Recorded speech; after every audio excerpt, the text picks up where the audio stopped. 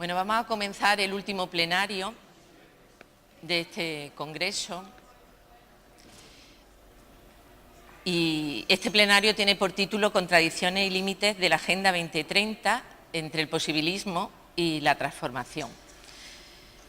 Es un plenario que queremos que sea participativo, que queremos que sea abierto, dinámico y que plantee también, pues eso, todas las posibilidades de transformación que tiene la Agenda 2030.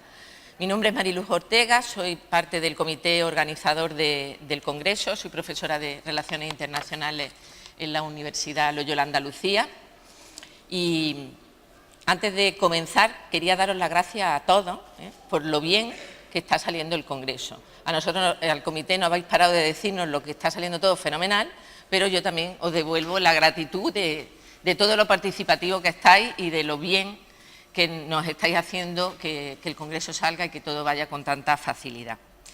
Y agradezco también a las 4 personas que tengo aquí, que algunos habéis viajado mucho para llegar y, bueno, nos vais a plantear vuestra experiencia 2030. A mi izquierda tengo a Francisco Montalbán, el embajador en misión especial para la Agenda 2030. Él es licenciado en Derecho y Ciencias Políticas por la Universidad Complutense de Madrid, también máster en Relaciones Internacionales y doctor en Ciencia Política. Ingresó en la carrera diplomática en 1985 y desde entonces ha ido ocupando distintos destinos en las distintas embajadas de España, primero en Mozambique, en Nicaragua, en México y también ante la OCDE en París. Además de la embajada, he estado trabajando directamente con la cooperación española, en la medida que ha trabajado en distintas secciones del Ministerio de Asuntos Exteriores y Cooperación, en el seguimiento de la cooperación y las relaciones bilaterales de la Unión Europea con América Latina y con países de África, Caribe y Pacífico, y también al frente de la Subdirección General de Cooperación con Guinea Ecuatorial y en la dirección de la Oficina de Planificación y Evaluación de la Cooperación Española. Ha sido director general de Cooperación Iberoamericana en la Agencia Española de Cooperación, embajador de España en El Salvador, embajador de España en Bolivia y de regreso en Madrid en 2008 fue embajador en misión especial para política de desarrollo. Y finalmente ha sido embajador de España en Cuba y desde abril del 2017 es el embajador en misión especial para la Agenda 2030. Agradezco mucho que estés aquí.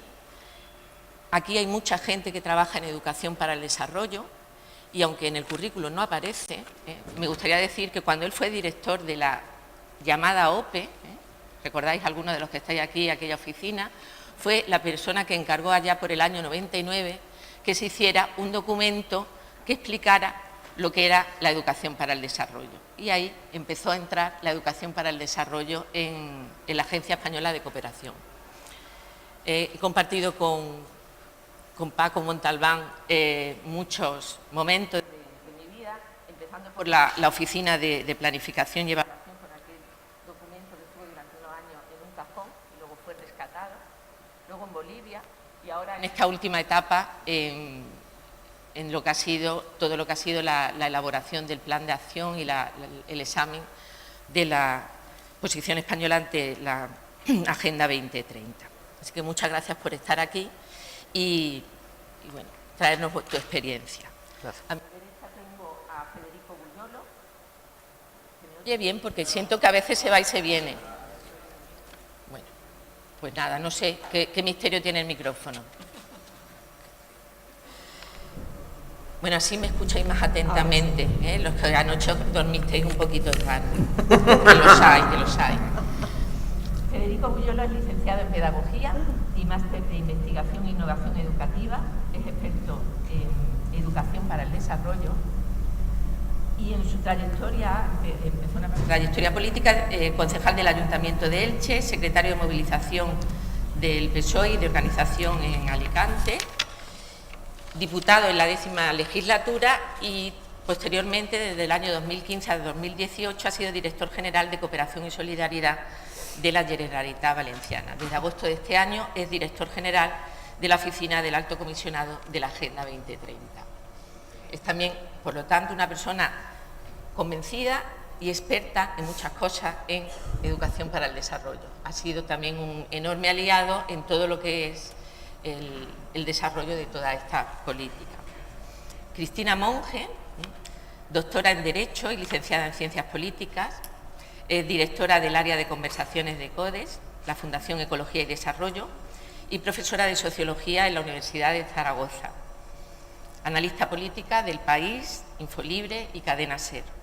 Y su trayectoria profesional y académica está vinculada al trabajo por la sostenibilidad y la calidad democrática.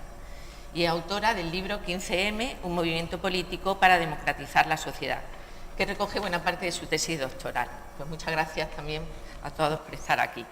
Y por último, a Pablo Martínez Osés, director de La Mundial, doctor en Ciencias Políticas y Relaciones Internacionales y máster en Estudios Contemporáneos Latinoamericanos. Ha estado vinculado durante más de 20 años a la incidencia política, a la investigación y a la educación en temas de desarrollo y cooperación internacional. De hecho, en su trayectoria ha vivido en varios países centroamericanos entre el 95 y el 2004 y de entre el 2006 y el 2016 coordinó la plataforma 2015 y más, un centro de estudios internacionales conformados por organizaciones sociales que intentaba poner en marcha y visibilizar todo lo que eran los objetivos de desarrollo del milenio. Desde ahí ha publicado numerosos artículos y aunque en el currículo no lo dice, por aquello que estamos en Loyola, tú ya sabes, hizo la tesis doctoral sobre Ignacio Ellacuría.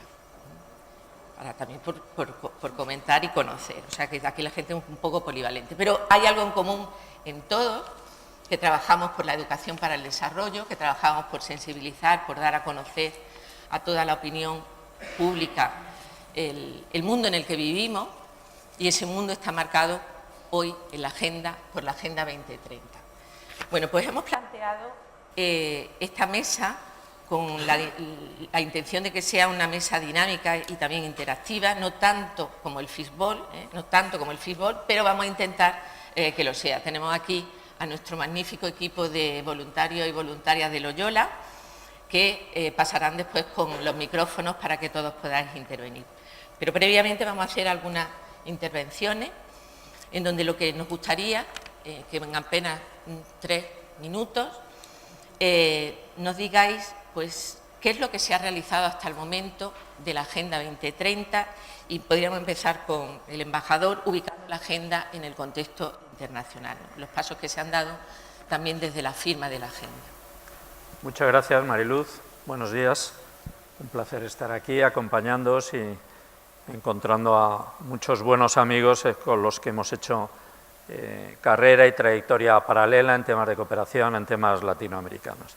Estaba pensando cómo poder hacer una intervención que fuera atractiva en un foro académico, en mi condición de representante del Ministerio de Exteriores y de los ministerios que hemos estado trabajando en la Agenda 2030 y, ¿por qué no?, porque creo que el entorno lo permite desde la militancia y desde el activismo por poder poner en marcha efectivamente esta nueva senda de desarrollo que la Agenda y los documentos conexos defienden. Haré algunos brevísimos comentarios acerca de lo institucional y voy a ir introduciendo, tal vez sea más interesante, algunos aspectos políticos más positivos y de esperanza algunos y, como es lógico, otros más de zozobra, como es el mundo en el que vivimos. Desde el punto de vista institucional, internacional, creo que el mensaje que hay que trasladar es tranquilizador. Las instituciones están haciendo su labor. En el G20, por ejemplo, que es una instancia que no habitualmente se recoge, pues hay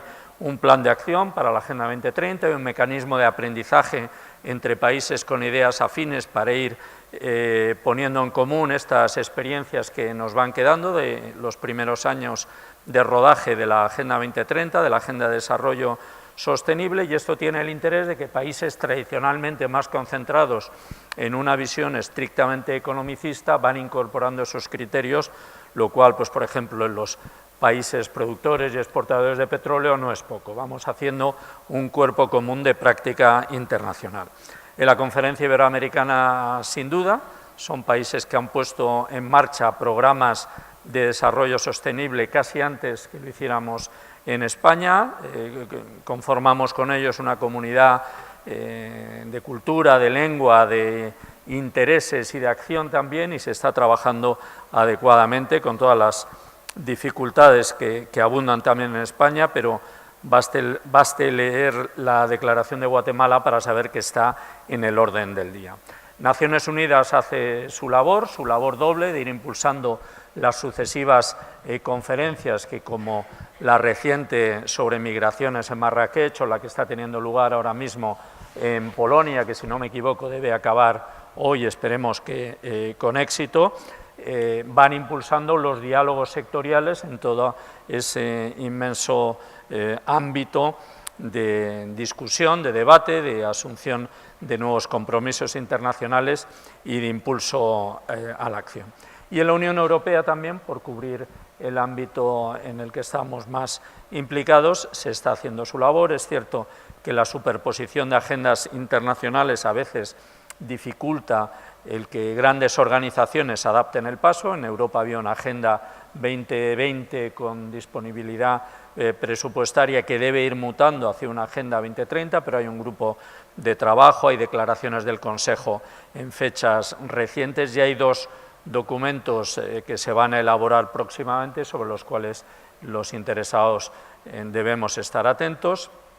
Un documento de síntesis sobre la puesta en marcha del Consenso Europeo del Desarrollo, con las apreciaciones de coherencia de políticas, y un primer informe también acerca de las posibilidades de avanzar hacia una Europa sostenible en el 2030. Vale la pena mencionar, por ejemplo, que en el ámbito de las energías renovables hay ya un horizonte de avanzar hacia un 32% renovables en el año 2030, un compromiso en el que España está muy activa y sin duda se están impulsando adecuadamente las cosas. Esto no quiere decir que desde el punto de vista político los países integrados en cada una de las instancias no estén teniendo sus dificultades para convencer a la población de que hay que mirar al futuro, a la globalización con preparación pero sin zozobra, sin miedo, y que las consecuencias políticas que esta visión de que la globalización es desordenada y contraria a los intereses de determinados grupos nos esté pasando factura sin duda,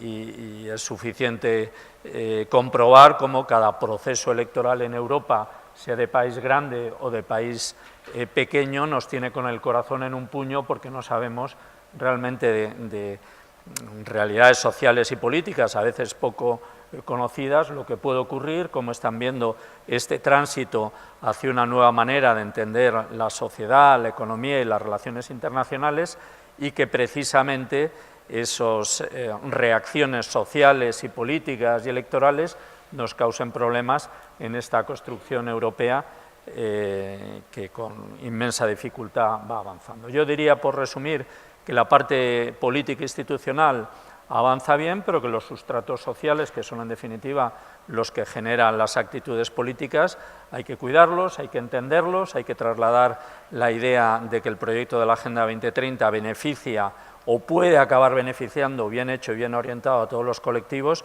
y que en ese sentido hay que transformar la zozobra, los miedos y la inhibición y esa apuesta obsesiva por la autarquía en algo distinto, una manera de afrontar la globalización con más confianza y, por supuesto, transformando en la línea adecuada nuestras sociedades.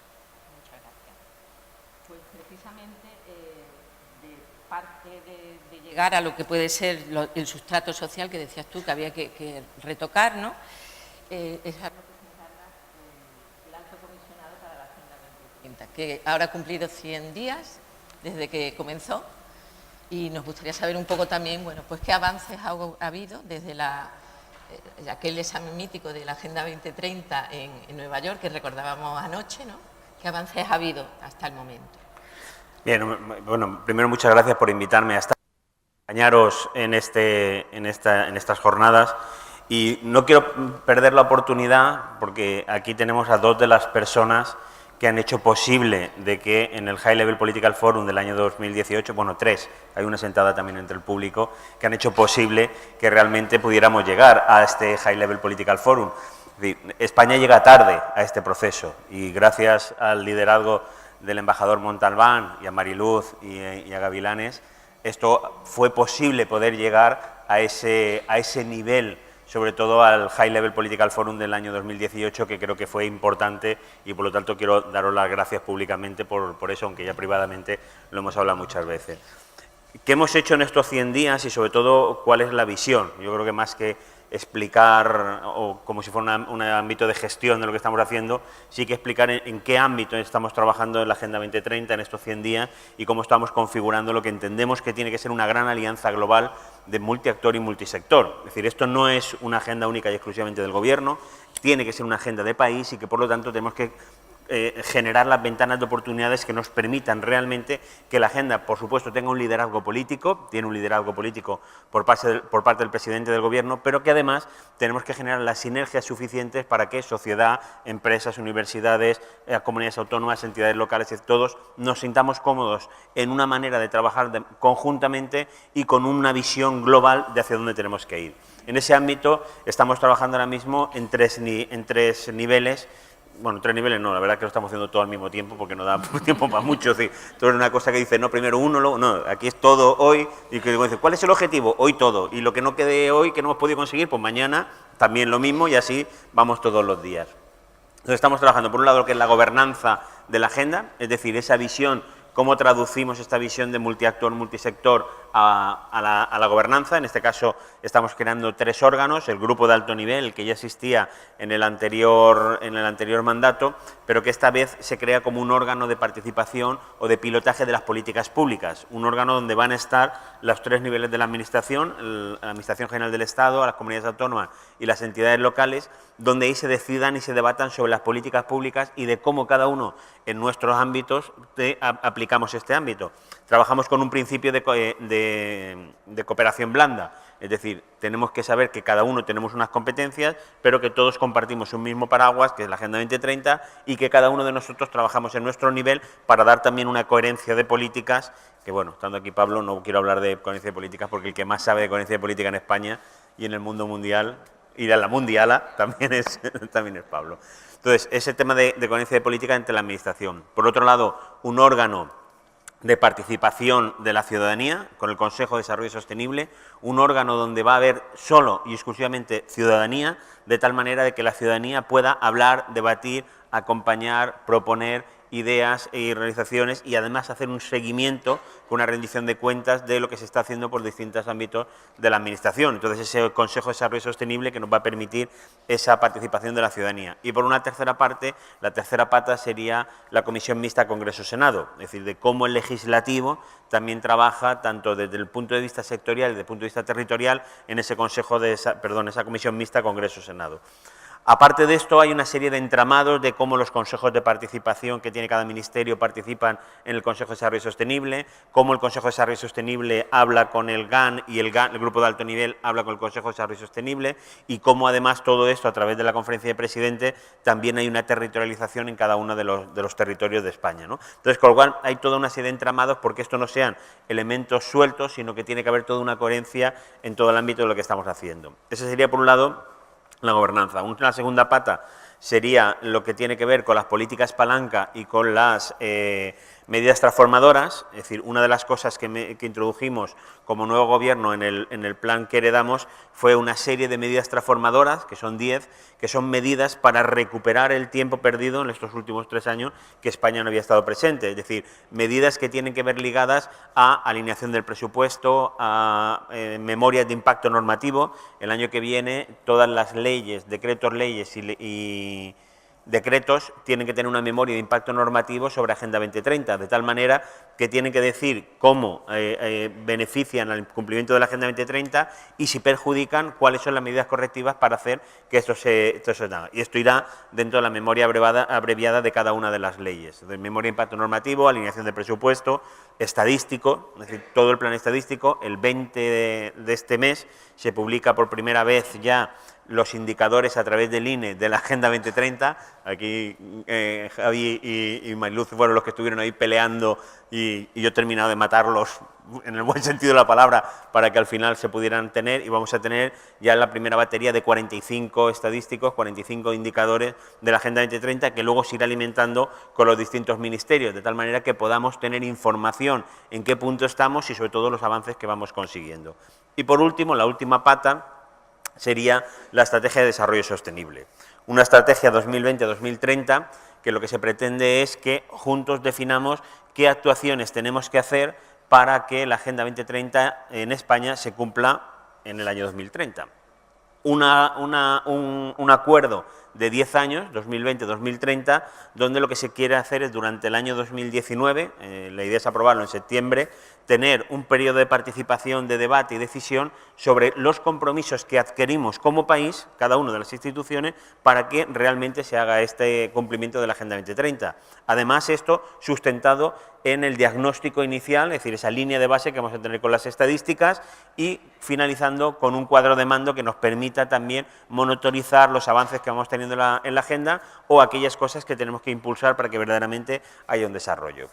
En pinceladas y un poquito más de 3 minutos, esto es el ámbito en el que estamos trabajando. A partir de ahí hay cosas más anexas, como en el mes de enero se va a hacer una encuesta sobre el grado de conocimiento de la ciudadanía de la Agenda 2030. Todos decimos, si salimos a la calle y preguntamos cuánta gente conoce, bueno, pues vamos a salir a la calle y vamos a preguntar cuánta gente conoce la Agenda 2030. Es importante que la ciudadanía conozca la Agenda 2030, es fundamental. Una de las medidas transformadoras es informar para conocer, sensibilizar para hacer y hacer para transformar. Es importantísimo que la gente conozca lo que es la Agenda 2030 y a partir de ahí que podamos generar dinámicas que verdaderamente lleven a ese desarrollo sostenible. Estamos trabajando también con el Consejo Económico y Social para hacer un informe desde el punto de vista sociolaboral de cómo España tiene que contribuir desde estos ámbitos y además con un informe pactado entre sindicatos, agentes económicos, agentes sociales y de tal manera que nos permita también poder tener conocimiento sobre qué cosas tenemos que poner en marcha desde este ámbito. Trabajo con las universidades, trabajo con la sociedad civil, etcétera, etcétera. Es decir, toda una serie de líneas que van encaminadas todas a esa dinámica de entender que somos todos necesarios en esta agenda y que necesitamos más masa crítica alrededor de la Agenda 2030 para que realmente el movimiento global que pretendemos con esta agenda de transformación, lo repito siempre, esto es una agenda de transformación, no es un plan estratégico, no es un plan de acción, es una agenda de transformación que requiere una nueva visión de gestión, no solamente desde las políticas públicas, sino de la gestión de la sociedad, con una visión mucho más holística de lo que tenemos que hacer, con una agenda omnicomprensiva que al principio puede parecer complicada y contradictoria, pero que nos da una visión muy clara de hacia dónde tenemos que ir y qué cosas son las que tenemos que hacer. Pues muchas gracias. Precisamente, entre las cosas que has ido diciendo es la importancia de todo lo que es la participación de la sociedad civil.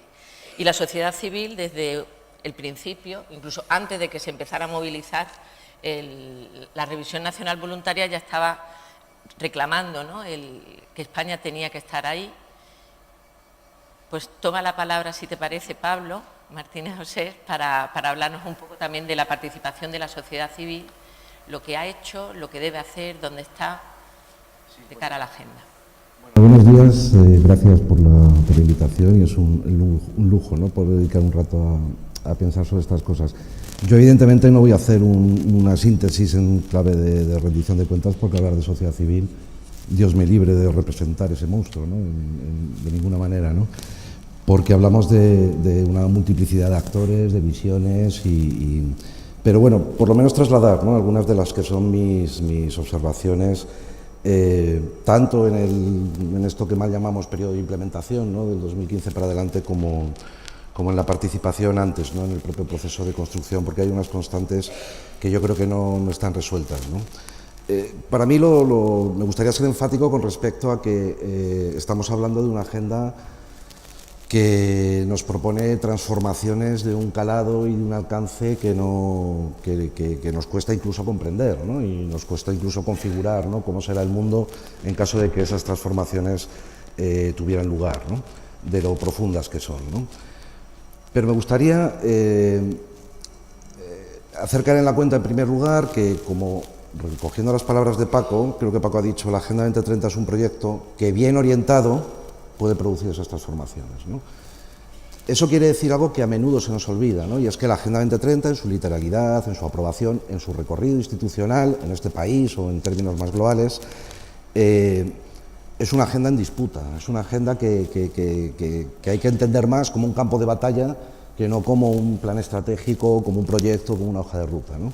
Y ahí es donde a mí me parece que es crucial el papel de la sociedad civil, ¿no?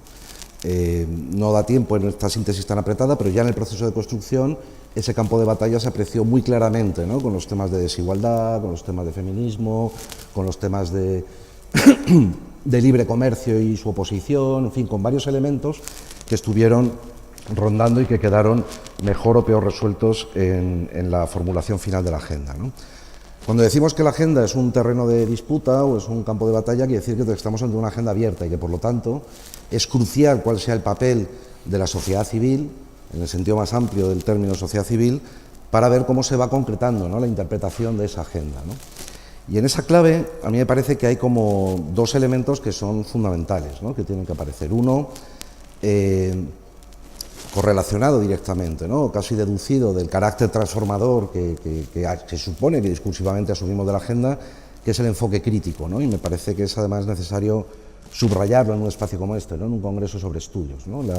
La necesidad que tenemos de elevar desde el ámbito académico, pero desde el ámbito social en general, ¿no?, la perspectiva de un enfoque crítico que haga, bueno, pues que incorpore, ¿no?, una crítica radical al paradigma de desarrollo que nos ha traído hasta aquí, ¿no?, y que nos ha generado las dificultades y las contradicciones que nos obligan a hacer una agenda tan ambiciosa y de tamañas transformaciones, pues no es poca cosa, ¿no? Es decir, cualquiera, por decirlo muy a la pata la llana, ¿no?, cualquiera que piense que esta agenda o lo que se propone esta agenda se puede cumplir manteniendo el statu quo fundamental de la redistribución de poder global, los modelos actuales con pequeños parches o pequeñas modificaciones, yo creo que estamos hablando de lenguajes diferentes, ¿no? Y por lo tanto, ¿no?, todo lo que tenga que ver con la revisión de paradigmas, ¿no?, y la propia agenda ya nos proporciona algunas claves muy claras, ¿no?, que especialmente para el ámbito académico universitario, pero que, insisto, para toda la sociedad civil deben ser cruciales, ¿no?, que es lo que tiene que ver con la integralidad, la multidimensionalidad. Sus correlatos yo creo que hablan de multidisciplinaridad, interdisciplinaridad, intersectorialidad en el ámbito de la política pública, etcétera, etcétera, ¿no? Todo eso supone un conjunto de desafíos que la sociedad civil, pues yo creo que está recogiendo con más dudas, ¿no?, que aciertos, ¿no? Yo lo que veo es que hay como una especie de tensión permanente en lo que las distintas diversidades que nos ofrece la sociedad civil está actuando en relación a la agenda, ¿no? Por ejemplo, hay organizaciones de sociedad civil que entienden que su papel con respecto a la agenda es fundamentalmente divulgador, ¿no? Fundamentalmente dar a conocer la agenda, extenderla, ir a colegios a explicarla, etcétera, etcétera, ¿no? Yo creo que en muchas organizaciones eso se vive con una tensión que en el otro lugar estaría, pues, precisamente la incorporación de un enfoque crítico, es decir, a la agenda le faltaron muchas cosas, ¿no? Durante 3 años estuvimos discutiendo acerca de metas y demás, y cada vez que uno quería hablar de fiscalidad internacional, de gobernanza global, de gestión de la deuda, etcétera, pues eso son cuestiones sistémicas, eso dejémoslo para el proceso de financiación, ¿no? Bueno, esas cuestiones hay que adoptarlas, ¿no? O en otro sentido, ¿no?, el enfoque técnico de seguimiento y monitoreo basado en indicadores en un marco global que, no olvidemos, que aunque tiene nominados 200 y pico indicadores, apenas tiene consensuados 120, y la propia institucionalidad de Naciones Unidas ha dicho que renuncia a consensuar el resto de indicadores, es decir, que no tenemos un marco de seguimiento como para meterlo en una máquina tecnocrática, ¿no?, de ver cómo avanzamos, sino que hay muchos elementos que hay que discutir, ¿no? Termino. Para mí la necesidad es entender que ese campo de batalla exige de todos los actores una... Bueno, nosotros lo hemos llamado una repolitización, ¿no? O es elevar una mirada política sobre esos conflictos que están sucediendo en la agenda para precisamente bien orientarla, ¿no?, o llevarla hacia esa orientación más transformadora, ¿no? Y eso quiere decir que hay que resolver, pues, para mí una de las grandes debilidades de la agenda, que es ese llamamiento despolitizado y casi ingenuo a la alianza global, ¿no?, al Global Partnership, ¿no? Todos los actores juntos, es necesario el concurso de toros, evidentemente que apelamos en sociedades abiertas a una responsabilidad compartida, pero que debe ser diferenciada, ¿no? Y no hay ninguna diferenciación en los marcos de participación que se plantean y demás. Bueno, pues no hay asunción de responsabilidades fundamentales y diferenciadas en función de la capacidad de actuación que tengas sobre la política pública, sobre las políticas privadas, etcétera, etcétera, ¿no? Y en ese sentido yo creo que hace falta que la sociedad civil eleve mucho esa clave de interpretación repolitizadora, ¿no?, que haga responsables a los actores de las consecuencias directas que en los modelos de desarrollo tienen sus actuaciones, ¿no?, como actores privados del ámbito de la sociedad civil, etcétera, ¿no? Habría mucho más, pero yo creo que en esa tensión, ¿no?, entre si embarcarse Bueno, cuando hay un fuerte impulso institucional, por ejemplo, ¿no? Como está pasando con la agenda, pasa con otras cosas, ¿no? Pero cuando hay un fuerte impulso institucional y un recorrido institucional que objetiva lo que la Agenda 2030 va a significar a nivel ministerial, interministerial, etcétera, etcétera, eso genera un campo de juego en el que los diferentes actores de la sociedad civil tienen que saber cómo jugar sin limitarse a ese campo de juego institucional, ¿no? Tienen mucho trabajo en definición, en politización, en enfoque crítico, que es imprescindible para que la agenda sea realmente, como digo, una agenda transformadora, ¿no? Debemos ir afrontando todos los actores los retos. Luego, en un segundo momento, si te parece, hablamos del reto de un actor fundamental que es la universidad, que tenemos aquí bastante presente. Pero antes de pasar ahí, si te parece, Cristina, podríamos hablar también de todo lo que es el desafío medioambiental. Tú acabas de llegar de la COP24, que por primera vez es una agenda que une, ¿no?, todo lo que es la lucha contra la pobreza con el cambio climático, el desafío medioambiental. Bueno, pues plantea también numerosos retos, si te parece. Gracias. ¿Hola? ¿Sí? Sí. Muchísimas gracias, Mariluz, y por supuesto gracias por la invitación. Es un placer estar aquí, aunque decir que yo creo que me hubiera gustado estar o hace una semana o dentro de unos años. Y me voy a explicar por qué. Estaba ahora escuchando a los compañeros y tenía la sensación de que efectivamente todo lo que tiene que ver con cambio climático, voy a hablar de cambio climático, pero podríamos hablar de medio ambiente en general, pero todo lo que tiene que ver con cambio climático y con esas COP famosas es un buen ejemplo de lo que le puede pasar a la agenda. Me explico. La Agenda 2030, los 17 Objetivos de Desarrollo Sostenible, prácticamente, a mí me gusta explicarlo como dos grandes pilares, que es el pilar de las personas y el pilar del entorno.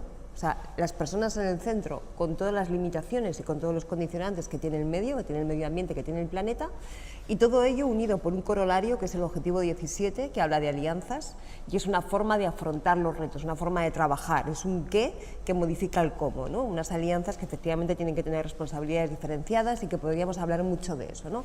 Pero para mí la agenda son esos tres palabras claves: personas, sostenibilidad ambiental o medio ambiente, llamarlo como queráis, y alianzas. Bien. En materia de medio ambiente hay un ODS, que es el ODS 13, dedicado a cambio climático de forma exclusiva, aunque es verdad que, como los otros pilares, los desafíos ambientales recorren transversalmente el conjunto de la agenda. ¿Qué es lo que hace básicamente el ODS 13 dedicado específicamente a cambio climático? Pues lo que hace es recoger el Acuerdo de París. ¿Os acordáis de la Cumbre de París hace 3 años? Hace ahora 3, sí, hace ahora 3 años, más o menos para estos días. Yo creo que fue como el puente de la Constitución, un poquito después. ¿Os acordáis de aquella foto triunfal en París, donde por fin todos los estados de Naciones Unidas habían puesto de acuerdo para llegar a unos compromisos y a unos objetivos que nos permitieran hacer frente al desafío climático? Bien, en materia ambiental ese fue el subidón. Perdonadme que lo diga así de coloquial, pero fue el momento, ¿no? De decir, bueno, esto ya no tiene marcha atrás, ¿no? Estamos aquí.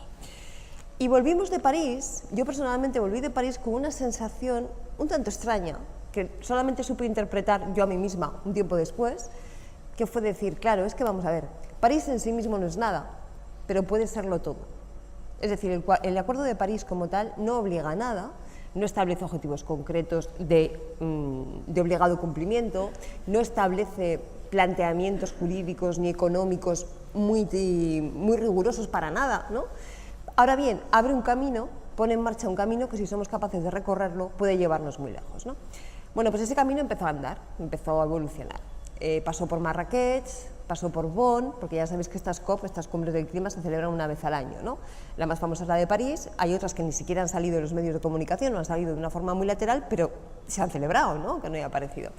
Y estamos en Katowice, de donde yo volví, como decía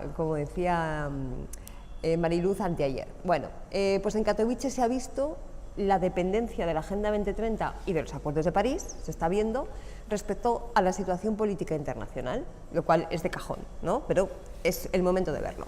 Y lo digo porque, permíteme un minutito más, que me interesa mucho que esto quede claro.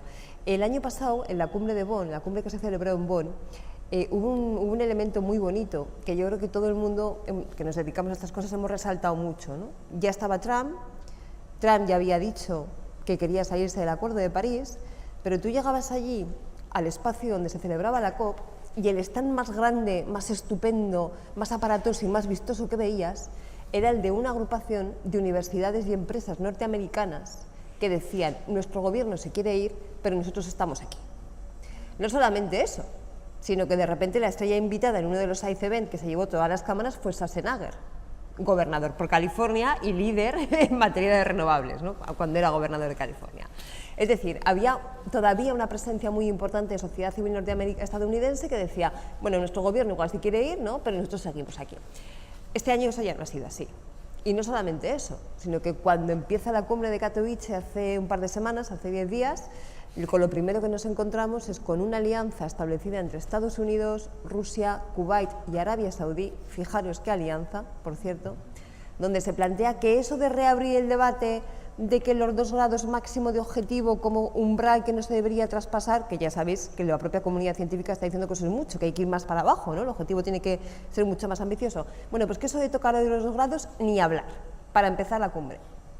Entonces, claro, la sensación ha sido pesimista durante todos estos días. Yo quiero ser cauta, y me estoy yendo aquí a una persona del cuerpo diplomático, ¿no? Quiero ser cauta en las valoraciones, porque hasta que la cumbre no acabe no se debe saber nada, ¿no? Pero los documentos que van por ahí un poco funcionando y de alguna forma los ejes que se están planteando tienden al pesimismo. O sea, el objetivo fundamental de la cumbre de Katowice era concretar París y había una sensación general de concretar supone de alguna forma identificar, interpretar lo que es el Acuerdo de París, y tal y como está la situación política internacional, cualquier interpretación en estos momentos puede suponer un retroceso.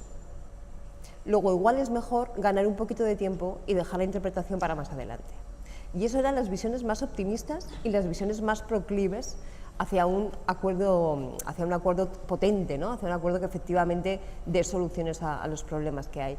Los temas de debate ya los podéis imaginar, los de siempre, ¿no? Bueno, pues por supuesto ese debate entre el límite del 2 o del 1,5 grados de incremento maximísimo de temperatura, los temas de financiación, que son fundamentales, los temas de cómo se miden las emisiones, cuestiones que tienen que ver con transparencia, pero una cosa que a mí me preocupó sobremanera y que además en una sede académica como en la que estamos no puedo dejar de contar.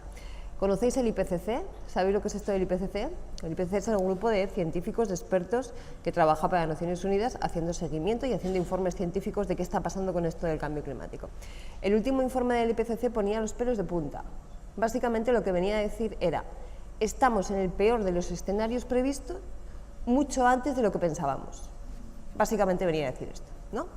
Bueno, cuando se presentó el informe del IPCC, todos dijimos, con este informe, que se presentó hace un mes y medio, una cosa así, podemos ir a la COP tranquilos, en el sentido de que hay mucha evidencia científica, perdón, hay mucha materia gris aquí puesta, hay un discurso muy solvente, es imposible que esto no salga bien. Bueno, pues uno de los últimos borradores de la declaración que estaba corriendo por ahí, que espero que se acabe solucionando, decía literalmente, tomamos nota o nos hacemos eco o algo parecido del informe del IPCC, punto y aparte a otra cosa. Es decir, no interiorizaba de ninguna manera lo que la comunidad científica estaba diciendo. Entonces, si esto finalmente se queda así, que ojalá no, porque ya sabéis que estas cosas en el último minuto de repente dan un vuelco y todo lo cambia. Si esto se quedara así sería un signo muy preocupante. Por supuesto para el clima, es decir, para todos, para nosotros, para nosotras, para los que estamos, para los que vendrán, etcétera, y por supuesto también para la Agenda 2030, porque puede suponer un precedente tremendo de cómo un instrumento multilateral, un instrumento que en sí mismo no es nada, pero puede serlo todo, pues como en un momento determinado por la coyuntura política internacional, pues puede estar sometido pues bueno, pues a las cortapisas, ¿no?, a los problemas que vemos ahora mismo, que por otro lado es de cajón, que eso iba a ser así, pero es verdad que yo creo que esta ha sido, por lo menos para mí, la vez que se ha visto de una forma más clara. En la parte positiva hay una corriente de fondo que ya está en marcha y yo creo que eso es muy difícil de parar.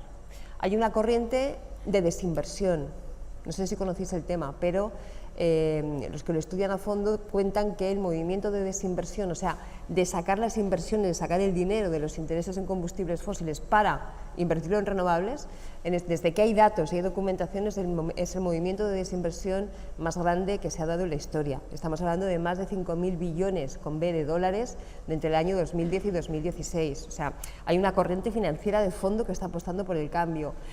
El mundo empresarial está viendo que la cosa tiene que ir por ahí y que va a haber negocio por ahí y por tanto las empresas también están funcionando por ahí. El mundo de la investigación y de la academia está cada vez más volcado hacia este tipo de modelos de desarrollo.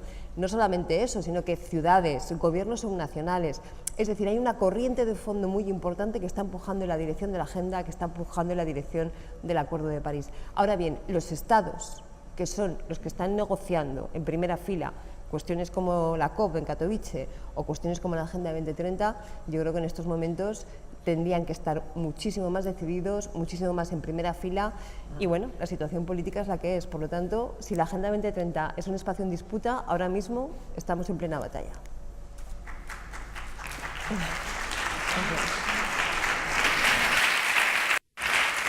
Bueno, muchas gracias, Cristina. Ha empezado ya a plantearnos desafíos, que era la segunda parte que queríamos abordar una vez que nos situáramos en el contexto, ¿no?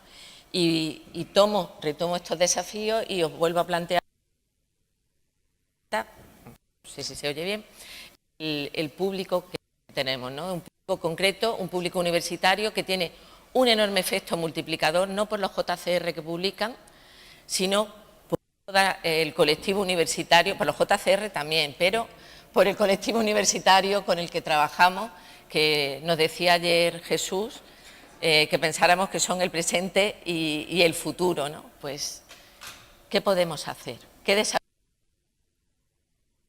podemos ir? Empiezo yo, si te parece, Mariluz. Yo retomo la expresión de Pablo de la repolitización. Yo creo que no es una repolitización, en definitiva estamos hablando de una gran transformación económica, social y tecnológica y por lo tanto hay un nuevo reparto del poder político y eso es la política en definitiva, cómo queda repartido el poder político, en torno a qué grupos de poder, en torno a qué transformaciones y cómo se van fraguando las sociedades nacionales y desde luego la sociedad internacional, que es lo que me corresponde a mí básicamente, y cómo podemos ir construyendo una nueva gobernanza que en definitiva siempre en el ámbito internacional tiene sus deficiencias, pero es lógico pensar que no hay alternativa, hay que intentar dar unas reglas claras.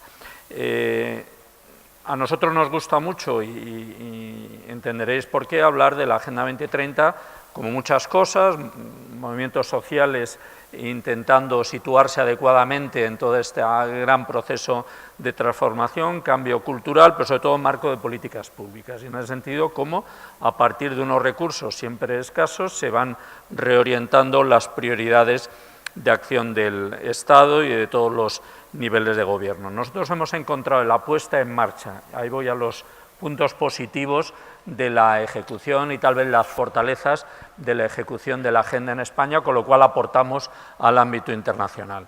Hemos encontrado dos elementos que nos han resultado positivos y cómodos para trabajar. Primero, el principio aceptado de que hay que adaptar la agenda al formato nacional. Y en ese sentido estamos trabajando razonablemente bien, porque además en España hay un reparto de poder en el ámbito municipal, regional y nacional entre diversos grupos políticos y por lo tanto todos los grupos políticos tienen algo que exigir, pero al mismo tiempo tienen esta necesidad de explicar lo que están haciendo en ese ámbito. Y eso ha generado también un consenso dentro de los grupos parlamentarios en el Congreso, que ciertamente no es habitual en estos tiempos, pero nos ha alentado a un buen esquema de trabajo. Ese formato nacional está aceptado por Naciones Unidas. Recuerdo que la presentación de informes nacionales el 18 de julio pasado, donde comparecimos con una representación, por cierto, plural de sociedad e instituciones españolas, que creo que a todos nos agradó. Nos precedió en la presentación de su informe nacional la República de Singapur, y el tema de la República de Singapur fue el sistema de alcantarillado, que no creo que sea un tema secundario ni menor dadas sus condiciones, pero para trasladar la idea de que cada quien hace lo que puede y lo presenta de la manera y lo asimila de la manera más correcta posible. Indudablemente es un reparto de poder y por eso esa alianza, que no sé si es circunstancial o más sólida, Estados Unidos, Arabia Saudita, Kuwait y Rusia es una alianza de estados productores de hidrocarburos que van a intentar resistirse al tránsito hacia una economía distinta, y nosotros pues entiendo que tenemos muy interiorizado que estamos en otro grupo, porque además nos puede ir bien en este esquema en el que yo creo que lo esencial es trasladar, y vuelvo ya al aspecto político más a pie de calle, hay que trasladar la idea de que el modelo es susceptible de crear empleos alternativos. En definitiva, yo creo que ese es el debate y los famosos populismos y las tendencias antieuropeas y la autarquía, en definitiva es la zozobra que en cada sociedad se manifiesta de forma social, sectorial y hasta políticamente de forma diversa, pero en definitiva es el miedo a una gran transformación en la que hay que ir a un concepto cada vez más empleado, el de transición justa. Hay que financiar también la transición de tal manera que sea aceptable, incluso coherente y conveniente para los diversos grupos sociales que están siempre en tensión en el ámbito del reparto de los recursos públicos. Y si no conseguimos ir construyendo esa nueva economía que crea empleo, la reacción en Europa, que es el entorno que mejor conocemos, va a ser complicada y confusa y con altibajos, y si estamos hablando de construir políticas a medio y largo plazo y con dotación presupuestaria, pues esos escenarios y esos altibajos electorales son los que nos están creando muchísimo problema. Yo creo que hay que ir efectivamente a esa creación de empleo y a un nuevo modelo de cohesión social, el tradicional, con las políticas del estado del bienestar europeo, con otro tipo de ajustes, no sé si con el mismo marco laboral o distinto, supeditado pues a la composición demográfica de nuestras sociedades o al tipo de empleos que se están creando, pero indudablemente hay que hacer ese traslado político. Y ahí voy al último factor, que es el de la comunicación y el de la implicación individual. Yo creo, hablaba antes de consenso, que casi o prácticamente todos los grupos políticos con responsabilidades en España están apoyando el proceso, luego viene la letra pequeña, es otra cosa. Yo creo que hay que trasladar a los individuos, a los ciudadanos, la idea de que, por supuesto, deben exigir, deben reclamar, pero tienen que aportar también. Una parte del esfuerzo es individual, en lo que tiene que ver con conductas de uso de transporte público, de reciclaje, de alimentación sana. No solo hay que poner en marcha un proceso de interacción social y política, sino de aportación individual y, por supuesto, un ejercicio coherente del derecho del voto cada vez que se concurre a debates políticos, para que efectivamente vayamos cohesionando lo que tienen que ser grandes estados de opinión con cierta estabilidad en la sociedad, para que una vez que se expresen esas sensibilidades políticas podamos razonablemente ir convirtiéndolas en políticas públicas a medio y largo plazo. Crear empleo sería uno de los caminos.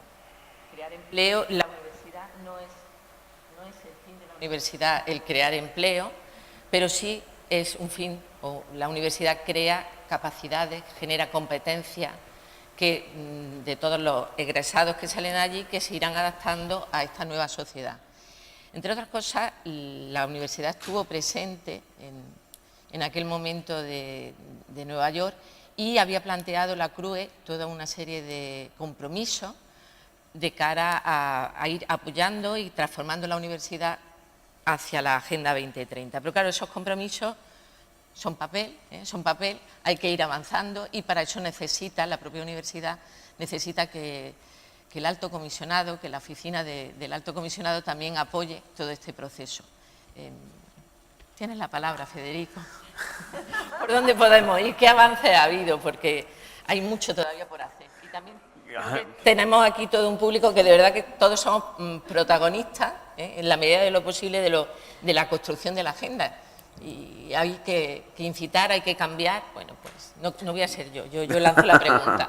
No, pues, utilizando el lenguaje educativo, progresa adecuadamente. Progresa adecuadamente. Vamos a ver, ligando un poco las dos cosas y cogiéndome a las palabras de Pablo, efectivamente esta es una agenda que va contra el status quo. Es Es decir, si es que esta es la realidad. Y efectivamente en Katowice lo estamos viendo y en otros foros lo estamos viendo. Fíjate, me preocupa, por ejemplo, que el movimiento de sociedad civil, que sí que es verdad que después de la en la COP22 sí que hubo un movimiento, sobre todo en Estados Unidos, de repulsa ante esto, que no se vea. Es decir, esto además me rompe todo el discurso que yo utilizo de cómo la sociedad civil, con lo cual me acabas de fastidiar parte de mis intervenciones de aquí hasta el futuro. Entonces, con lo cual habrá que buscar otros ejemplos. Pero igual emergen mañana. Bueno, vamos a esperar. Pero efectivamente vamos contra el status quo y tenemos que cambiar. Es decir, ¿cuáles son los retos y además ahí qué papel tiene que tener la universidad? Es decir, yo, fundamentalmente el reto más importante que veo es el cambio de mentalidad. Pepe Mújica dice que la política, el hacer actos, el hacer leyes es lo más fácil, lo complicado es cambiar mentalidades. Dice, esto es lo que nos tenemos que dedicar en política, que muchas veces nos dedicamos a otra cosa en vez de dedicarnos a lo que realmente se tiene que hacer, esa manera de transformar verdaderamente la sociedad. Claro, este es para mí es el reto más importante de entender, como bien decía Pablo, de que esto no es una agenda para poner 4 parches, sino que esto es una agenda que levanta y cambia por completo todo el sistema. Que es verdad que no es una agenda ambiciosa, claro, 193 países poniéndose de acuerdo, pues hombre, es difícil que sea una agenda ambiciosa, pero bueno, también es verdad que como de base empezar con 193 países, pues oye, esto ya me parece que es un buen acuerdo, ¿no? Entonces, con lo cual, creo que es un buen inicio el que podamos empezar a partir de ahí. Claro, además esto lo que nos permite es saber qué es lo que tenemos que hacer.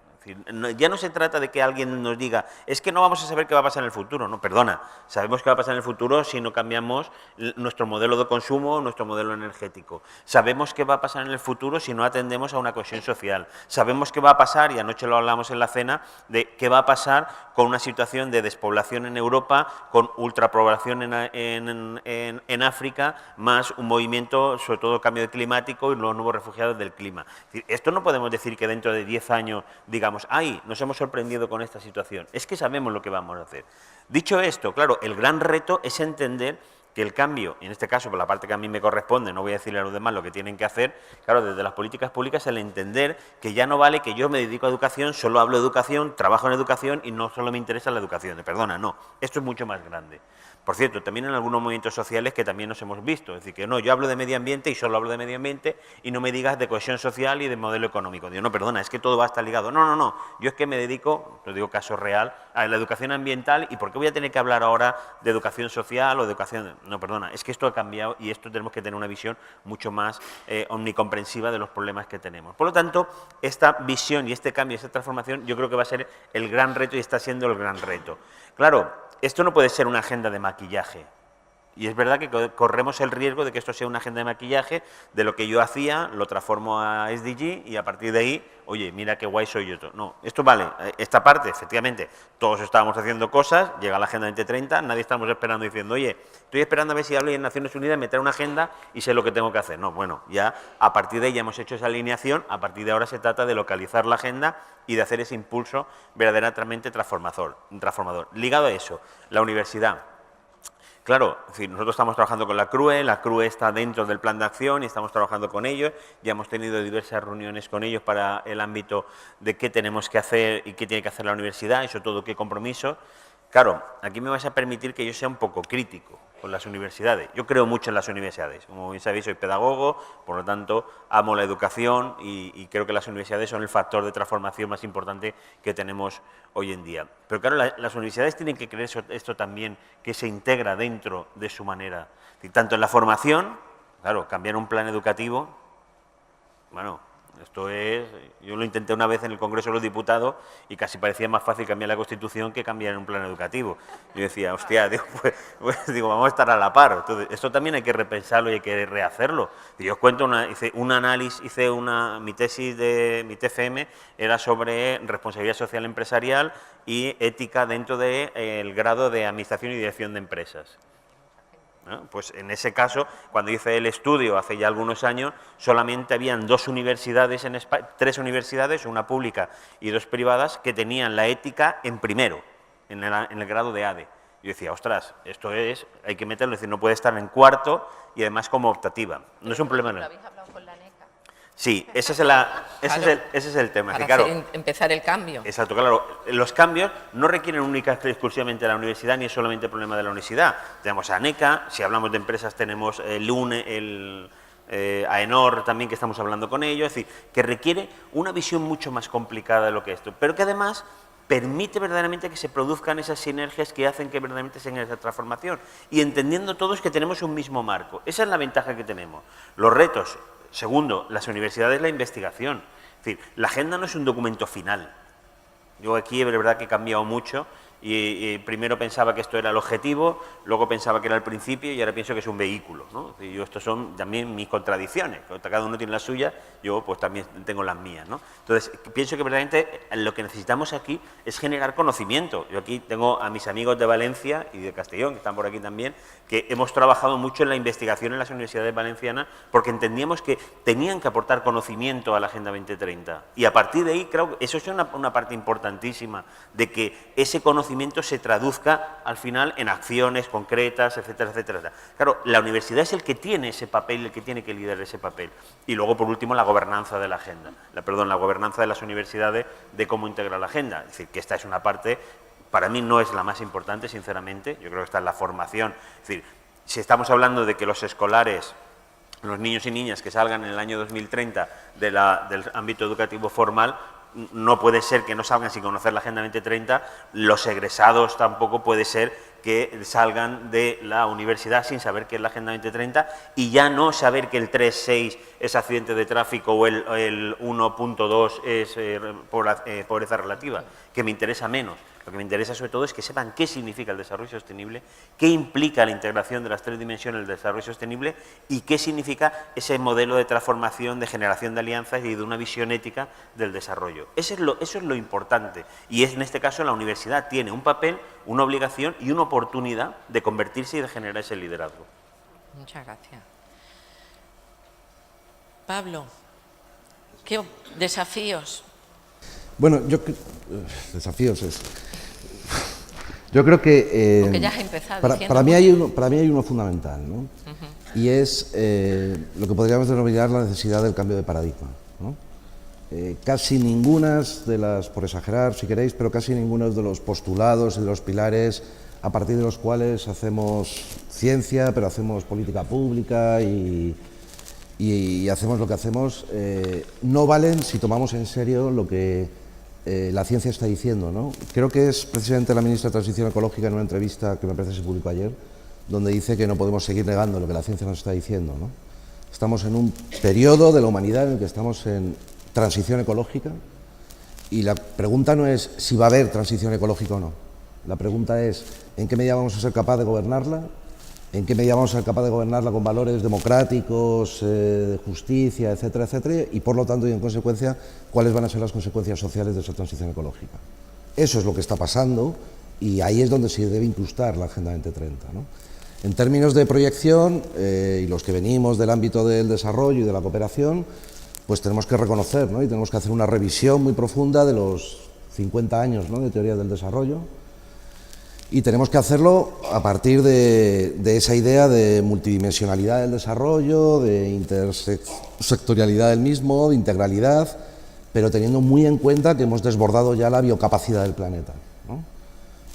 Yo traje un PowerPoint, pero para este formato no hace falta, ¿no? Pero iros al informe del PNUD del 2010, donde hay una gráfica que pasa desgraciadamente muy desapercibida, que es una gráfica que correlaciona el IDH de los países con la huella ecológica, ¿no? En el cruce, digamos que los países que menos huella ecológica tienen y que IDH más elevado tienen, pues está lo que ellos llaman el cajón de sostenibilidad, ¿no? No hay ningún país del mundo que esté dentro del cajón de sostenibilidad. Los países con mayor IDH son los países con mayor huella ecológica y los países con menos huella ecológica son los países que tienen un IDH más bajo. Eso es lo que quiere decir que la agenda es universal. No quiere decir solo que ya no es una agenda de cooperación y tal, no, quiere decir literalmente que a día de hoy no tenemos ni un solo país en el mundo adecuadamente desarrollado, adecuadamente en términos de sostenibilidad, ¿no? Y de ese calado es la transformación. Esa transformación, como decía, no es que vaya a suceder, es que está sucediendo, ¿no? Y la geopolítica de esa transformación está sucediendo y lo siento, las noticias no son buenas.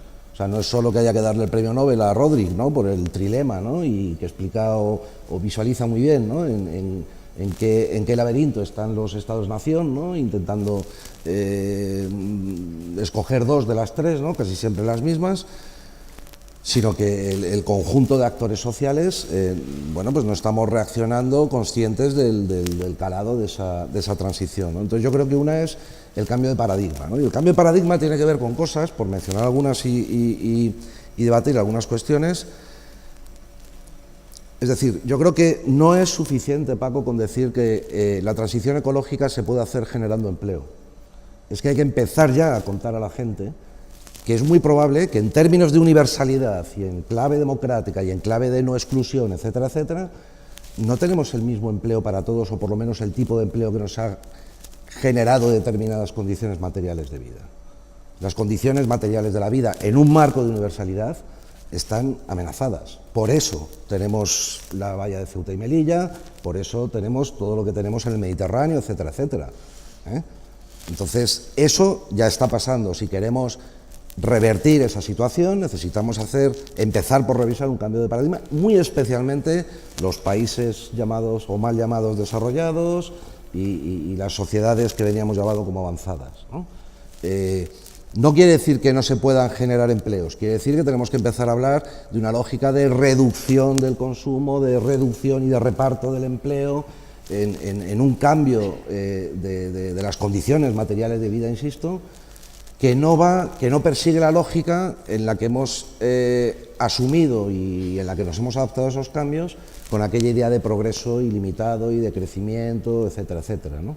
Salvo, eso sí, que renunciemos, como pasa en el trilema de Rodríguez, a los elementos de democratización, ¿no? Y de universalización, y bueno, pues nos acostumbremos a vivir con que algunos tenemos más derechos que otros porque hemos nacido donde hemos nacido, ¿no? Que es lo que en definitiva está sucediendo, ¿no? Quería mencionar también una cosa muy concreta, ¿no? Porque en este contexto del cambio de paradigma yo creo que hay una cosa, y esto sí puede ser una apelación directa, ¿no?, a los gestores de la agenda en el ámbito nacional. Uno de los movimientos políticos más interesantes, a mi juicio, en Naciones Unidas con respecto a esta agenda con respecto de las anteriores, es la de incorporar, no la de incorporar, la de hacer que sea el ECOSOC, ¿no?, quien desde esa lógica de representación también, y no de la de los programas, con todo respeto a los programas, y por mucho que lo debería el PNUD, pero desde esa lógica de representación incorporar eso, ¿no? Y más particularmente cuando el ECOSOC lanza el Global Report, ¿no?, que explícitamente tiene la vocación de tratar de reunir a esa comunidad científica de manera multidisciplinar para hacer algo similar a lo que el IPCC consiguió hacer o ha venido consiguiendo hacer en términos de sintetizar el conocimiento científico que hay en materia de desarrollo sostenible para forzar recomendaciones políticas a nivel global, ¿no?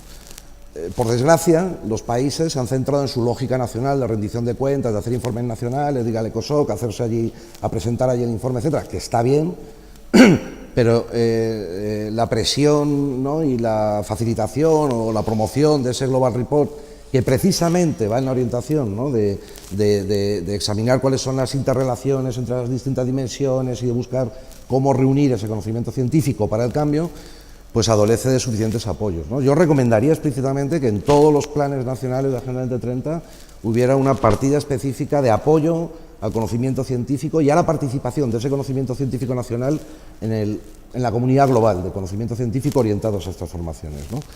Porque, insisto, que decir, desde una lógica nacional y sectorial no vamos a atender los desafíos que tenemos delante, ¿no? Entonces, la necesaria visión cosmopolita del desarrollo, ¿no?, que supone, bueno, pues en términos políticos supone cesión de soberanía, ¿no? Lo llamemos como lo llamemos, pero hay que avanzar en ese territorio de la generación de una gobernanza cosmopolita.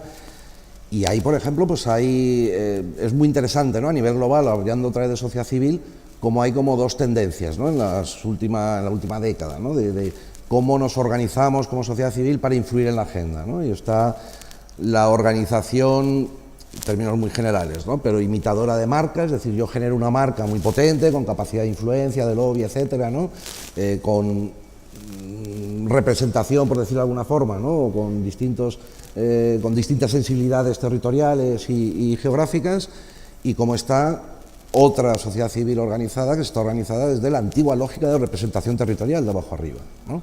Se suele traducir por grandes ONG globales y movimientos sociales. Creo que es más complejo que eso, ¿no? Pero hay redes de articulación transnacional en cualquiera de los dos casos, ¿no? Y es interesante, ¿no?, examinar cómo la perspectiva política de unas pues es, apelando al título, ¿no?, más posibilista, ¿no? Al título del debate, ¿no? Más posibilista y la otra es más transformadora, ¿no? No son incompatibles, es más, de hecho trabajan muy complementariamente en según qué aspectos, ¿no? Pero bueno, esa misma división, esa misma tensión se reproduce y se puede reproducir con centros de pensamiento, con universidades, etcétera, etcétera, ¿no? Pero yo creo que no hay que menospreciar, ¿no? Esa idea de que estamos ante un cambio de paradigma y que depende de lo que los distintos actores seamos capaces de hacer en términos de decisiones políticas, de ahí lo de la repolitización, pues seguiremos en la lógica actual. Es decir, ahora mismo tenemos desbordada toda la capacidad del planeta, la sostenibilidad de la vida está muy amenazada, hay una progresiva profundización de los cierres de exclusión y de los factores de exclusión, y hay un retroceso democrático. No es otra lectura la que podemos hacer de los resultados electorales en todo el mundo, sino la de un retroceso de aquel marco, ¿no? que viene de la Ilustración, de universalidad y de derechos. No es otra cosa, no podemos leer otra cosa. Entonces, o nos articulamos frente a esas cuestiones, y yo creo, sinceramente, que no con un lenguaje... Bueno, electoralmente también se puede hacer aprendizaje, ¿no? No con un lenguaje de lo políticamente correcto, ¿no? De, bueno, transitamos, pero vamos a resolverlo, ¿no?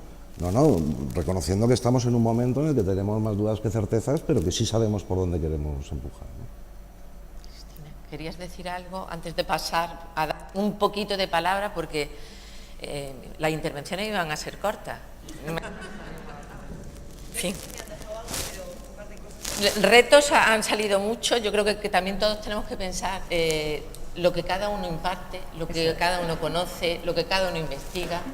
Pero él ha dicho una cosa, el que nos une bastante, trabajamos el tema de desarrollo, el IDH, y cuando empezamos a explicar todos los países, por lo menos en clase, explicamos el IDH, ponemos todos los países que tienen el índice de desarrollo humano más elevado, menos, y parece como que vamos ahí. Claro, esa disonancia entre el IDH y el impacto medioambiental nos plantea unos enormes retos hacia el que también tenemos que investigar, educar, sensibilizar. Sí, probablemente es el gran reto, ¿no? Una de las formas de verlo más contundente. Yo me apunto a lo del cambio de paradigma, creo que es la clave, y que si hay que sacar un titular, pues es ese, ¿no? Pero me gustaría señalar algunos puntos en concretos. Lo primero, una anécdota, porque preguntabas antes por la universidad y estamos en una universidad. En la Universidad de Zaragoza, un vicerrector nos pidió a un grupo de gente que andamos con esto hace poco, pues que hiciéramos un informe y una conferencia para ver qué puede aportar la universidad a la Agenda 2030, ¿no? Entonces, bueno, pues estuvimos trabajando y para presentar el informe llamamos a dar la conferencia a Javier Benayas. Javier Benayas, una de las personas claves de REDS, la Red Española para el Desarrollo Sostenible, vicerrector de la Autónoma de Madrid hace muchos años, gran experto en educación ambiental, probablemente el referente de la educación ambiental. Javier hizo una conferencia preciosa, como siempre, muy inspiradora, muy bonita, y terminó que yo creo que empezaron a temblar las paredes del Paraninfo de la Universidad de Zaragoza, porque terminó diciendo, mirad, si realmente queréis que la universidad se apunte a esto de la Agenda 2030 y pueda aportar, lo que tenéis que hacer es todos esos edificios que tenéis allí, la Facultad de Derecho, la de Económicas, la de Biológicas, la de Química, la de Sociales, la de no sé qué, haced el favor de dinamitarlas. Todas, tirarlas y empezad a construir nuevos edificios interdisciplinares para cumplir el ODS 1, el ODS 2, el ODS 3, el ODS 4. Es decir, cambiar profundamente el conocimiento, la forma de generar conocimiento, la forma de investigar y la forma de trabajar para que sea un conocimiento transformador y un conocimiento para la acción. No os voy a contar nada a la cara de rector y vicerrectores, ¿no? Porque ahí todo el mundo hizo así, diciendo, ay Dios mío, ¿no? Pero bueno, me parece que es una buena metáfora, ¿no? Obviamente es una broma, pero me parece que es una buena metáfora de cómo efectivamente el conocimiento para la agenda tiene que ser un conocimiento transversal, interdisciplinar, etcétera, etcétera, y un conocimiento para la acción y transformador, ¿no? Yo solamente apuntar muy rápido, hablaba ya antes del tema financiero, que creo que es uno de los drivers fundamentales, hablaba también un poquito del tema de ciudades y gobiernos subnacionales, que creo que hay que darles mucha más importancia de la que probablemente se le está dando. El tema de la transición justa me parece que es la clave en estos momentos. Y fijaros, yo tengo la sensación cada vez más, y esto es muy complejo, pero creo de una forma cada vez más clara, que la transición no es justa o no será. Pero que para que sea justa, además, tiene que ser percibida como justa. Es decir, No me vale que haya medidas políticas que intenten acompasar unos territorios a otros o que haya medidas fiscales que intenten beneficiar. Eso por supuesto, pero no solamente eso. Es que además los más afectados por esa transición tienen que tener la percepción, tienen que sentir que efectivamente no se les está dejando atrás. Porque puede pasar que empecemos a articular políticas para intentar que esa transición sea un poco más justa, pero que no se perciba como tal, con lo cual lo habremos liado, ¿no? Entonces, en ese sentido, ahí, por ejemplo, la Organización Internacional del Trabajo, la OIT, está trabajando muy fuerte, y desde la oficina en España, por cierto, para intentar ver cómo se puede hacer esa transición que sea justa, que yo creo que es una de las claves, ¿no? Y por último, para ser muy breve, necesitamos un relato que muestre los beneficios y no los problemas de la transición. Voy a poner un ejemplo. La gente que nos dedicamos al medio ambiente llevamos no sé cuántos años diciendo, y es verdad, en España cada año, según el Instituto de Salud Carlos III, mueren 10.000 personas de forma prematura debido a la contaminación del aire de las ciudades. Es cierto, allí hay que decirlo, no hay que esconderlo. Pero ¿cómo cambia la cosa si dijéramos, sacando buena parte de los coches del centro de nuestras ciudades, viviremos no sé cuántos años más, tendremos mejor calidad de vida, respiraremos mejor, bajarán las afecciones pulmonares, etcétera, etcétera, etcétera?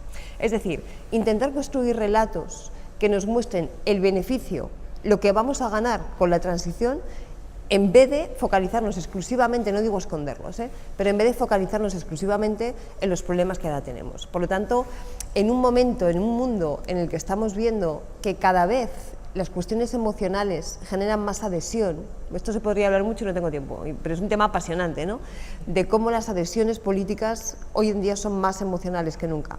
Necesitamos generar adhesiones emocionales a un relato que vaya acorde a esa Agenda 2030, mostrando los beneficios que la agenda puede generar. Y ya, me quedo aquí. Tenemos 3 minutos, no más, no más, porque ya vamos llevamos casi un cuarto de hora de retraso, pero no quisiera que el público no pudiera intervenir. Entonces, si queréis, si alguien quiere intervenir, alguna intervención, tenemos una palabra, una de allí, Otro allí. congreso hace falta. Chimo también y Javier. Y por aquí, no sé si ha habido alguna palabra, súper breve, súper breve. Ayer no lo he cortado, pero yo ya corto. Bueno, Elías... Sí. ¿Se escucha? Ahora sí. Elías Casado, de Diputación de Córdoba. Solamente una cuestión, me ha agradado mucho esto. Y estamos en un ambiente universitario dentro de la enseñanza reglada, y quería apuntar solamente, dentro de todo este movimiento de agenda multinivel, una guía, la guía de educación para el desarrollo sostenible, para los ODS de la UNESCO, ¿no? Ahí hay algunas claves muy interesantes para entender cómo se puede construir este proceso pedagógico de apoyo al conocimiento en todos los ámbitos y actores de los ODS, tanto en la enseñanza reglada como la no reglada o la informal, que es la que hacemos entre personas, entre familias, entre colectivos en nuestro ámbito laboral. Solamente esa idea, y si tenéis experiencia de cómo se está incorporando. Muchas gracias. Chimo.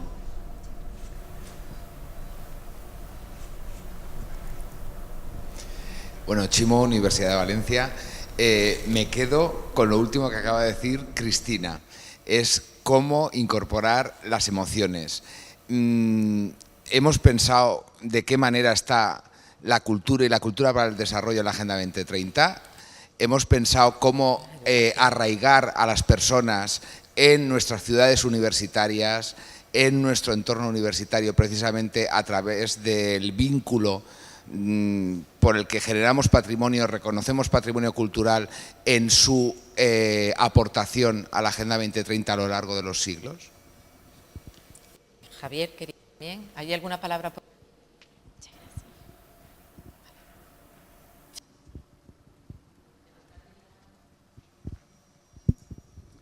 Gracias. Yo no voy a hacer una propuesta tan radical como la de Javier Benayas, que de la que hablaba Cristina Monge, aunque ya me gustaría que se pudiera hacer.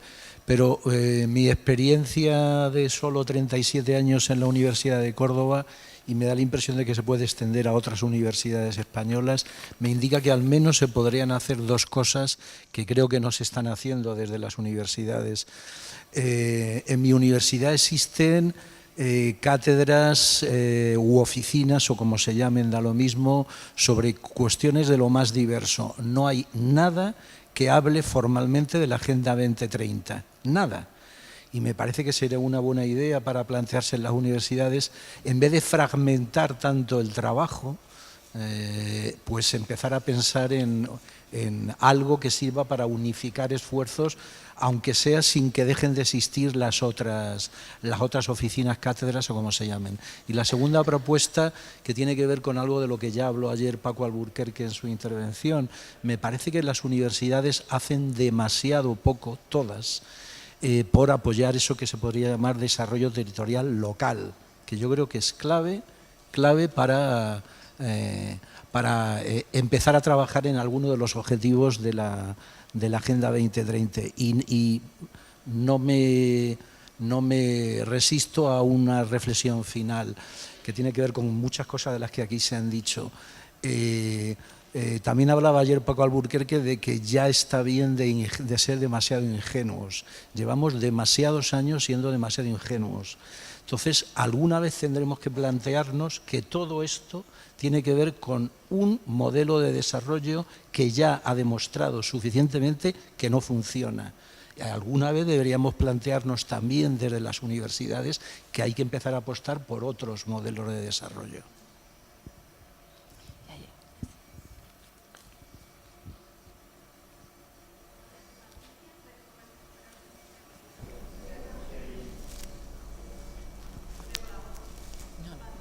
No, póntelo. Sí, no, pero se va a oír pronto. Pero póntelo. A colación, ahora sí, de lo que decía Federico, lo fácil en ocasiones es hacer leyes a nivel político, lo difícil es cambiar mentalidades. A mí lo que yo conozco es que a veces lo difícil es aplicar esas leyes, y me voy a referir a un ejemplo concreto como la Ley 45 de 2007 de Desarrollo Sostenible del Medio Rural. Se desarrolló en el 2007 y todavía no se aplica a nivel regional. ¿Cómo se debe hacer? ¿Qué tenemos que hacer? ¿O qué se debería hacer, por ejemplo, en este caso a nivel de Ministerio de Agricultura, para asegurarnos que esta ley, que cumple con varios de los objetivos de desarrollo sostenible y que además facilita la aplicación de la PAC en regiones tan importantes como la de Extremadura y Andalucía, en el medio agrícola, que además nos abastece de alimentos a toda la población y que es fundamental para trabajar en la línea de la Agenda 2030, ¿qué sucede? ¿Cómo hacemos eso? ¿Cómo llegamos a evaluar que se está aplicando? Y en fin, ¿por qué si tenemos esas herramientas no podemos utilizarlas? A veces ya están creadas esas leyes y el problema es que no las aplicamos. Gracias. Sí, bueno, si quieren, empiezo yo así. Intento ser muy breve y casi esquemático a las tres que estaba diciendo. Por lo que decía Chimo de la cultura. Es decir, yo creo que efectivamente la cultura no está integrada dentro de la Agenda 2030, es la gran olvidada de la Agenda 2030, pero no por ello no debemos de dejar de trabajarla. Es decir, en este momento de transformación, Harari dice que la única constante que vamos a vivir a partir de ahora es el cambio. Y que claro, todos esos cambios, si no vamos generando cultura que vaya alimentando todo este proceso, difícilmente vamos a poder hacer. La cultura es parte fundamental. Es decir, nosotros no está dentro de la agenda, pero estamos trabajando ya con FESABID, que es la Federación Española de Bibliotecas, o estamos trabajando con la Biblioteca Nacional, estamos trabajando con el Ministerio de Cultura para ver qué cosas podemos empezar a hacer también para que sean un vector, un elemento transformador que permita que toda esa cultura, valga la redundancia, que estamos acumulando, que estamos haciendo que se vaya acumulando y que vayamos construyendo en este momento de cambio y de transformación. Las universidades, claro que tienen que hacer mucho más. Y claro que tenemos que hacer de una manera que se pueda integrar. Es decir, nosotros a través de la CRUE, con la Comisión de Sostenibilidad, que estuvimos en una reunión la semana pasada, estamos trabajando de cómo podemos hacer esa visión desde arriba. Claro, hay ejemplos que ya se pueden poner en marcha.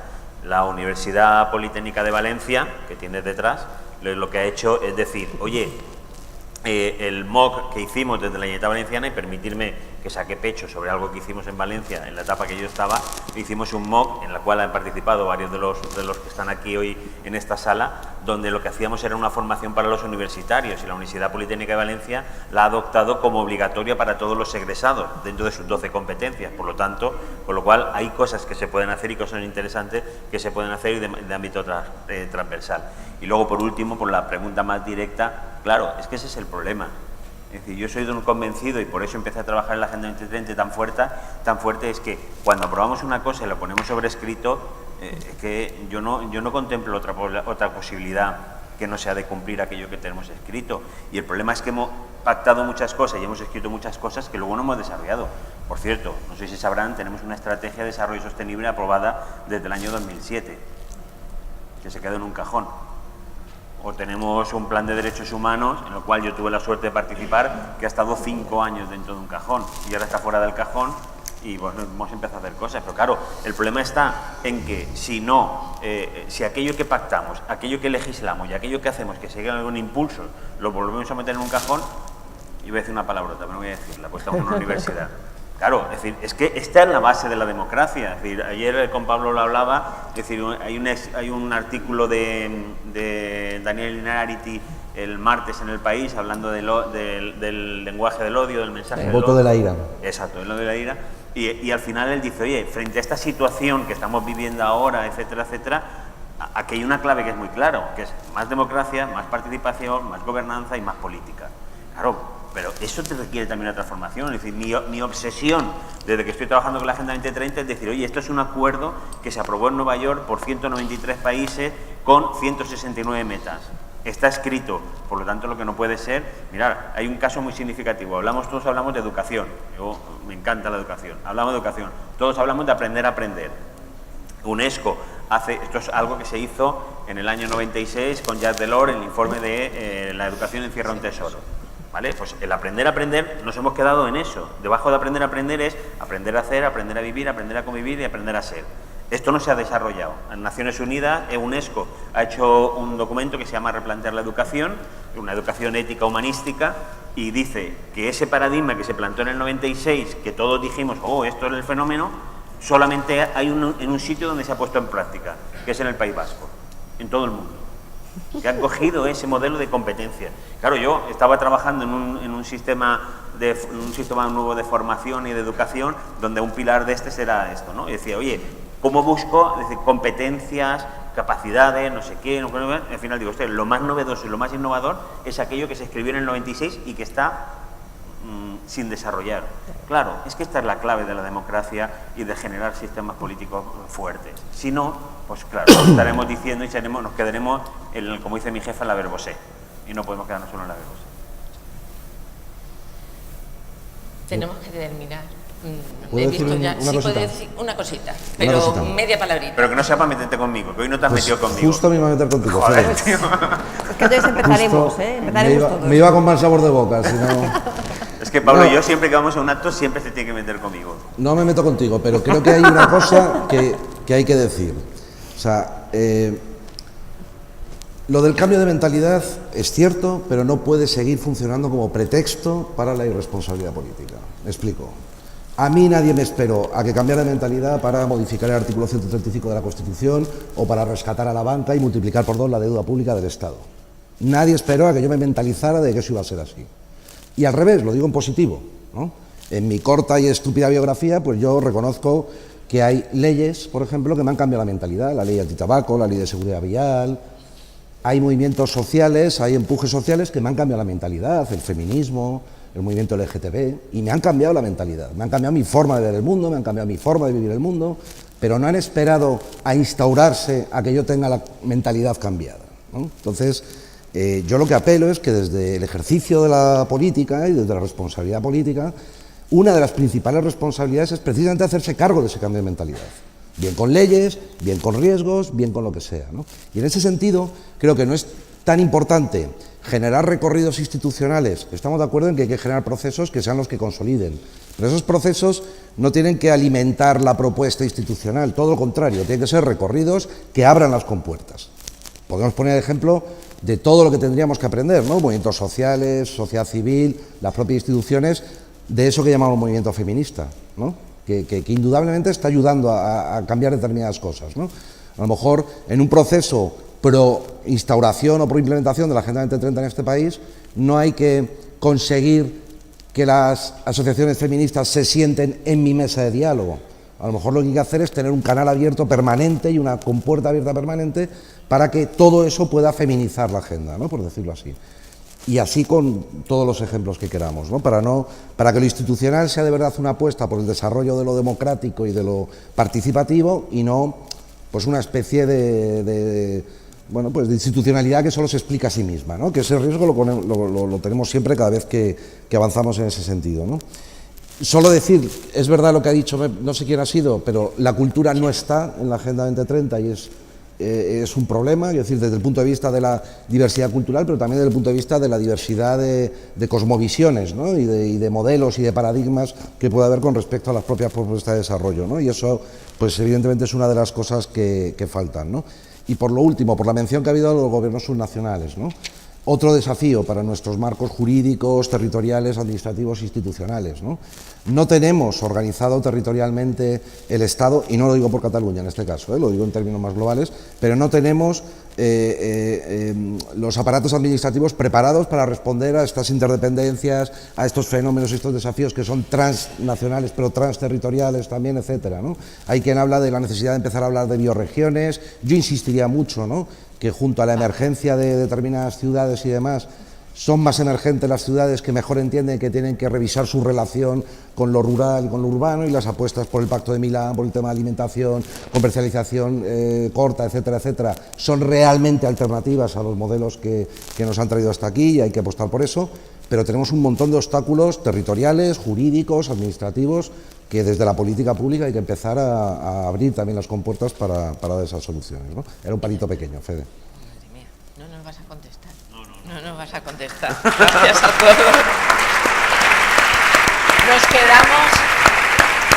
Nos quedamos con la necesidad del cambio de paradigma, que creo que ha habido consenso aquí en la necesidad de ese cambio de paradigma, de apoyar no solamente al conocimiento, sino educar para la transformación y para educar para que el relato, todas las personas que están en la universidad, seamos un relato viviente, claro, ahora que estamos en Belenes vivientes y todo, un relato viviente de que la Agenda 2030 es algo posible y que entre todos podemos conseguirlo. Aunque sea una utopía, ¿no? Pero la utopía, que a veces precisamente dices, porque lo es, la utopía sirve para eso, sirve para caminar. Muchas gracias y perdonad el retraso porque están aquí ya esperando para la clausura.